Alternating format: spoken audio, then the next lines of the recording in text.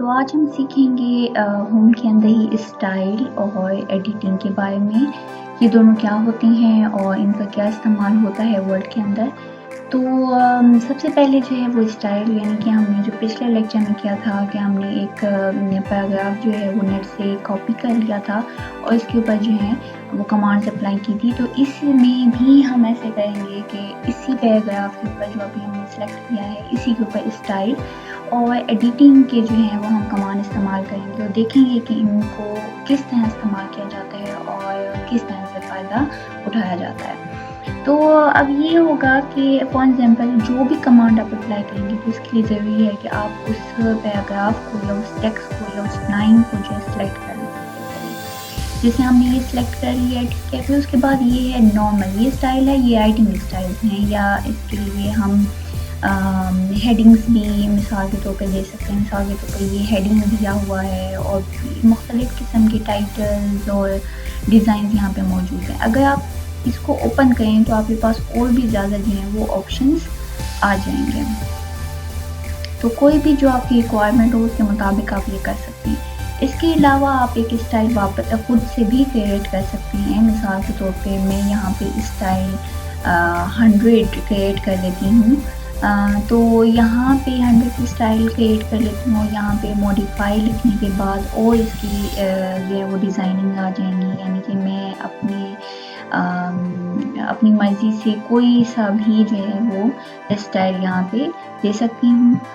इसको बोल्ड कर लूँ। इसके अलावा जो है इसका कलर जो है मैं येलो कर लूँ। तो ये तमाम सेटिंग करने के बाद यहाँ पे भी कुछ कमांड्स हैं वो मौजूद हैं जो हम पहले लेक्चर में देख चुके हैं। तो अगर ये कमांड्स आपने सीखनी है तो आप पहले वाले लेक्चर पे जाएं जो लेक्चर नंबर 3 है, तो उसमें इन तमाम की जो है वो डिटेल्स दी गई हैं। तो यहाँ पे आप इसको ओके कर लें, क्लिक कर लें। ये देखिए ये तमाम टेक्स्ट जो हमने किया था ये उस लैंग्वेज में या उस डिज़ाइन में चला गया है। ये कलर की वजह से जो है ये ज़रा नज़र विजिबल नहीं है ज़्यादा, तो हम इसको कुछ भी जो है लेकिन हम इसको कुछ भी जो है अपनी मर्ज़ी से चेंज कर सकते हैं, ठीक है। तो यहाँ पे भी एक डिज़ाइन आ गया है, तो हम खुद से जो है ना कुछ भी अपनी जो है वो क्रिएट कर सकते हैं। तो इसके अलावा यहाँ पे अगर जाएं क्लियर फॉर्मेट पे भी जाएं कि आपने तमाम कुछ क्लियर करना है, जितनी भी फॉर्मेटिंग की है वो क्लियर करना है तो ये उससे क्लियर हो जाएगी। फॉर एग्जांपल हमने ये सिलेक्ट किया है, ठीक है। फिर सिलेक्ट करने के बाद हमें तमाम फॉर्मेटिंग क्लियर करनी है।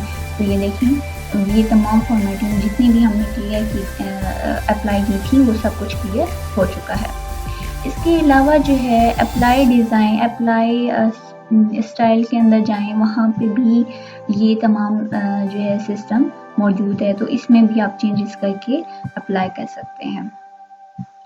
इसके अलावा जो है अब एडिटिंग की बारी है। तो एडिटिंग ये जो है बहुत ही यूज़फुल कमांड भी इसमें मौजूद है। मिसाल के तौर पे सबसे पहले हम फाइंड का देखते हैं कि फाइंड में क्या होता है। फाइंड पे जैसे आप क्लिक करेंगे तो वो आपको एक नेविगेशन पैनल जो है वो ओपन हो जाएगा और यहाँ पे आप कुछ भी लिखें। For example I want to write stars, तो ये देखें स्टार इस पैराग्राफ में था तो उसने हाईलाइट कर दिया है। लेकिन अगर मैं यहाँ पे लिखती हूँ जुपिटर, तो यहाँ जुपिटर जो है वो यहाँ पे नहीं है, तो इस वजह से नो मैच भी लिखा हुआ आ गया है। लिखा भी है कि we could not find what you were looking for, do you want to look for something else, कि आप किसी और चीज़ को तो मालूम नहीं करना चाहते हैं। तो उन्होंने ये चीज़ देखी। अब मिसाल के तौर पर ये फाइंड का हो गया। अब ना रिप्लेस क्या है, रिप्लेस को अगर हम क्लिक करते हैं तो हमारे पास एक जो है सेपरेट विंडो जो है वो ओपन हो जाती है और हम इसमें क्या तलाश करना चाहते हैं। हम इसमें तलाश हम चाहते हैं कि स्टार की जगह पे जहाँ जहाँ स्टार है वहाँ पे हम जुपिटर लिखा हुआ आ जाए। तो रिप्लेस ऑल, यानी कि आप तमाम डॉक्यूमेंट में जहाँ जहाँ स्टार है वहाँ पे जुपिटर लाना चाहते हैं, या रिप्लेस का मतलब ये है कि पहला जो स्टार है उसकी जगह आप जुपिटर लाना चाहते हैं, तो हम अगर रिप्लेस ऑल करते हैं तो देखें कि जो इस डॉक्यूमेंट में सिर्फ एक ही सिलेक्शन हुई है, क्योंकि एक ही दफ़ा स्टार लिखा हुआ था और हम उसकी जगह पे जुपिटर हो चुका है। इसको क्लोज कर लें। आप ये देखें कि जहाँ पे स्टार्स लिखा हुआ वहाँ पे जुपिटर्स लिखा हुआ आ गया है, क्योंकि हमने स्टार को किया था, इसको हमने कुछ नहीं किया, नहीं लिखा था। अगर हम स्टार्स लिखते और उसकी जगह जुपिटर लिखते तो फिर यहाँ पे सिर्फ जुपिटर ही लिखा हुआ आता। तो इसके बाद है सिलेक्ट की ऑप्शन। सिलेक्ट किस तरह होता है, मिसाल के तौर पर यहाँ पे देखें कि इसको हम पहले तो हाँ इसको अनसेलेक्ट कर लेते हैं। अब सिलेक्ट में जाते हैं तो अब हमने सिलेक्ट ऑल करना है, तो ये सारा टेक्स्ट जो है वो सिलेक्ट हो जाएगा। ठीक है, ये सारा डॉक्यूमेंट जो है वो सिलेक्ट होगा। इसी तरीके से यहाँ पे कोई भी ऑब्जेक्ट दिया हुआ है, यहाँ पे कोई भी ऑब्जेक्ट दिया हुआ है उसको हमने सिलेक्ट करना है, तो इसके लिए ये सिलेक्शन होगी। ठीक है, ये हमने कर दिया। अब हम किसी को भी सिलेक्ट करना चाहते हैं, कोई भी ऑब्जेक्ट है उसको सिलेक्ट करना चाहते हैं, लेकिन कोई ऑब्जेक्ट रहना चाहिए, उसको सिलेक्ट करना चाहते हैं तो ये चीज़ है। ठीक है, सिलेक्शन पेन करना है, तो ये हमने इसमें जितनी भी क्या क्या हमने सिलेक्ट किया हुआ है वो चीज़ें आ जाएंगी।